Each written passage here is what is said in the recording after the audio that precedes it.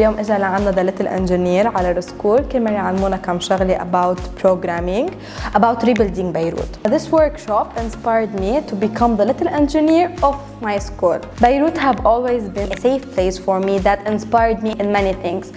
We know that we have been through many things, and the explosion of Beirut made us suffer. It made us think that Beirut will never be like it was, but the people in it are trying their hardest to make it like it was, because Beirut was the place of everyone, visitors from every country. They came to Lebanon to see how much we live in peace. So we're trying to rebuild it to become the best version. When I want to rebuild Beirut, I will stick to many locations. For example, schools, gas stations, banks.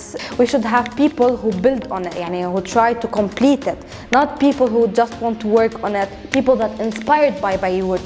They want to have fun in it. They want to enjoy their life in it. I want to build it because I love it.